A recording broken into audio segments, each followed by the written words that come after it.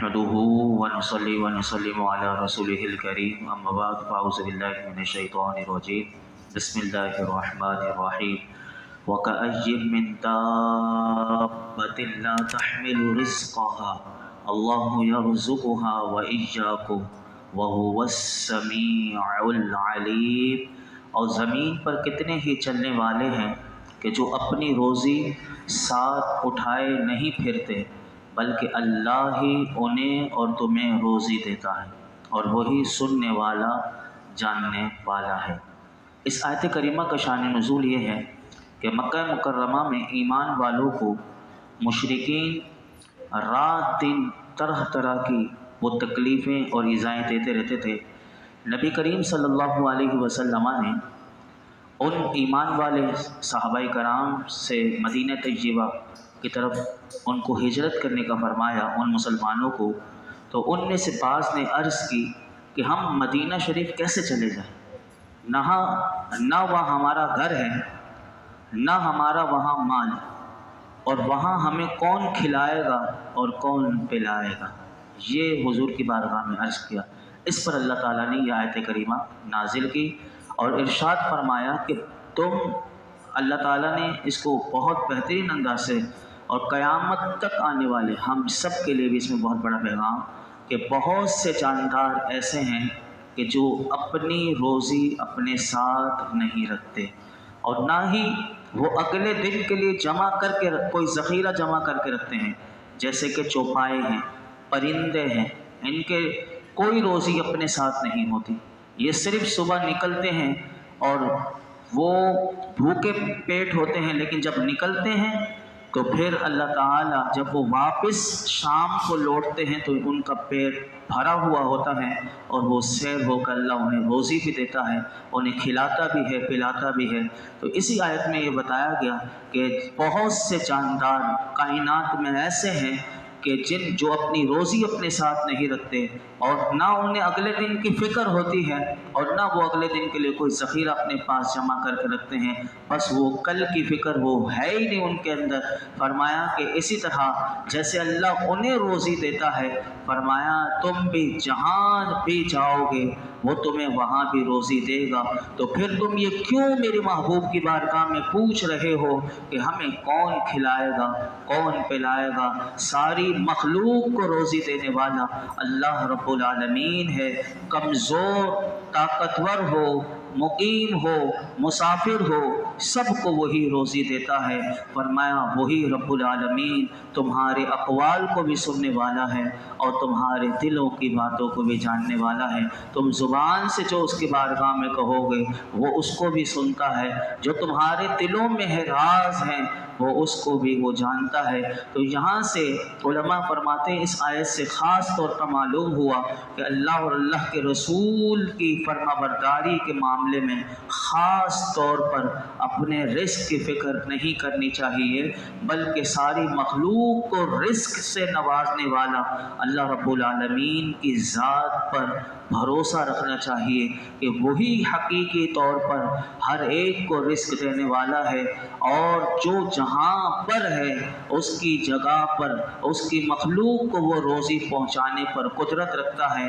हदीस पाक ये बुखारी तिरमिज़ी शरीफ में आती है कि हज़रत उमर बिन ख़त्ताब रज़ियल्लाहु ताला अन्हु रिवायत करते हैं कि अल्लाह के महबूब अलैहिस्सलातु वस्सलाम ने इरशाद फरमाया कि अगर तुम अल्लाह पर ऐसा तवक्कुल करो कि जैसा होना चाहिए तो वो तुम्हें ऐसे रोज़ी देगा जैसे परिंदों को देता है कि सुबह भूखे खाली पेट उठते हैं और शाम को पेट भर कर वापस आते हैं।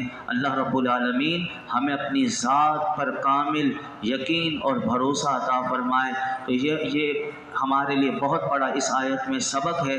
और आज क्योंकि नाउमीदी की सूरत जो हमारे माशरे में महंगाई के अज़ाब की वजह से ये बहुत बढ़ती जा रही है, और याद रखिएगा कि बंदा अल्लाह से नाउमीद हो जाए तो ये नाउमीदी उसे कुफ्र तक ले जाती है اور ایسے ہی لوگ جو نا امید ہو جاتے ہیں کہ جو رزق کی وجہ سے اتنے پریشان ہوتے ہیں کہ وہ خودکشیاں کر لیتے ہیں، تو یاد رکھنا چاہیے کہ یہاں پر اس آیت میں ہمارے لیے یہی بات سکھائی گئی کہ اللہ پر بھروسہ رکھے اور اللہ کے رسول کی فرما برداری کرے۔ بعض ہمارے معاشرے میں ایسے لوگ پائے جاتے ہیں کہ جو شفقت اور نصیحت کے دریا بہاتے ہوئے سمجھاتے ہیں بعض لوگوں کو کہ اگر تو صرف مولوی بن گیا یا نمازی پرہیزگاری بن گیا تو پھر تجھے یا تو نے داڑھی رکھ لی، تو بعض تو اس طرح ڈراتے بھی ہیں کہ نہ تیرے لیے کوئی شادی کے لیے اپنی بیٹی دے گا، کیونکہ داڑھی والوں کو لوگ اپنی بیٹیاں دینا پسند نہیں کرتے۔ اس طرح کے بھی معاشرے میں پائے جاتے ہیں۔ اسی طرح اگر تو مولوی ٹائپ کا پرہیزگار نمازی ہوگا تو تو کس طرح کمائے گا، کہاں سے کمائے گا، کس طرح اپنی بیوی بچوں کا پیٹ پالے گا۔ اسی طرح بعض لوگ اگر کوئی دین کا علم سیکھنا چاہتا ہے اور وہ عالم مفتی بننا چاہتا ہے، تو ایسے بھی ہمارے معاشرے میں گھرانے موجود ہیں آج کہ وہ کہتے ہیں کہ تو دنیاوی علوم نہ چھوڑ اور صرف دین کا تو علم سیکھے گا تو پھر تو بھی بھوکا مر جائے گا، اور اتنی بڑی بات کر جاتے ہیں علمان والحفیظ کہ صدقات اور خیرات پر تجھے گزارا کرنا پڑے گا۔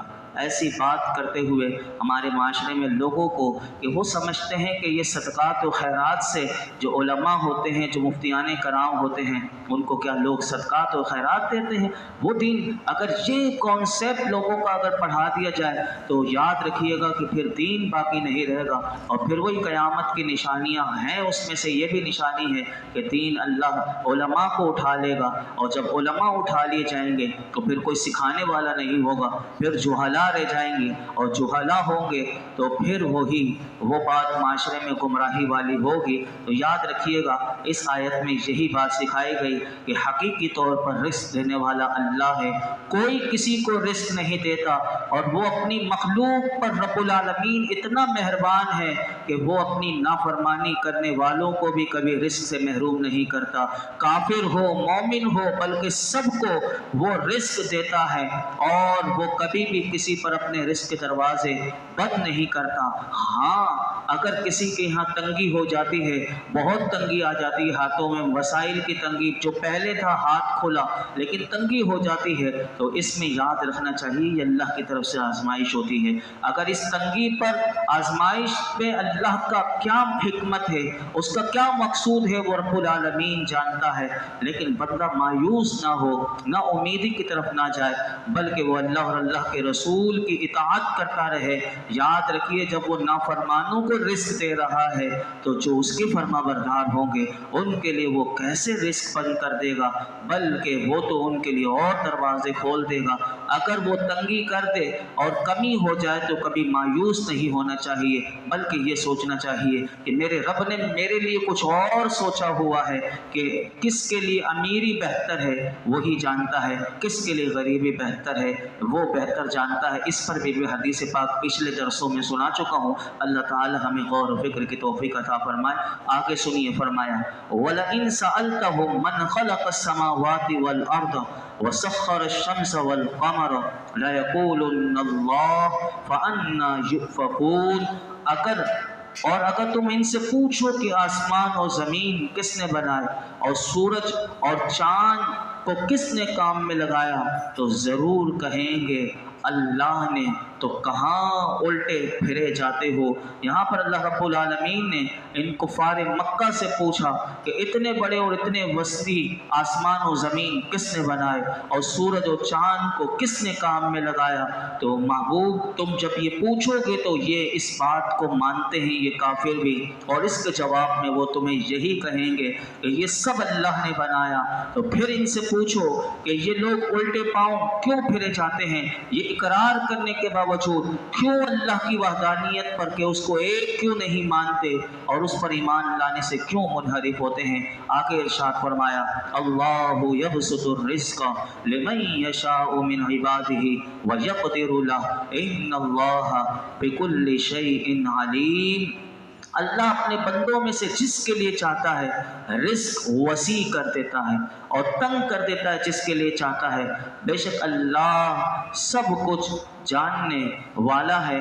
کفار مکہ اس آیت میں ان کا ذکر کیا گیا کہ وہ مسلمانوں کو شرم دلایا کرتے تھے۔ اب دیکھیے اس سے بھی وہ اپنی چالیں چلا کرتے تھے کہ جو مومن ہو گیا، جو مسلمان ہو گیا، جو کلمہ ہو گیا، تو وہ آڑ دلاتے تھے مسلمانوں کو، اور یہ کہتے تھے کہ جس خدا کی وحدہ لا شریک کو ماننے کی تم ہمیں دعوت دیتے ہو اور تم اس کو ایک مانتے ہو، اور یہ بھی ہمیں کہتے ہو کہ وہ ہر چیز کا مالک ہے، اگر تمہاری بات میں ذرا سی بھی صداقت ہوتی تو تمہاری یہ غریبی نہ ہوتی۔ اب یہ دیکھیں کیسی چال چلتے کہ ایمان کے ڈاکو آج بھی معاشرے میں ایسے پائے جاتے ہیں، تو وہ یہ کہتے تھے کہ تمہاری یہ حالت کیوں ہے، جب تمہارا رب ہر چیز کا مالک ہے تو تمہاری یہ غریبی کیوں ہے، تمہارے پاؤں میں جوتا نہیں ہے اور بدن پر چھترے ہیں اور کھانے کو باسی روٹی کبھی کبھی میسر آتی ہے۔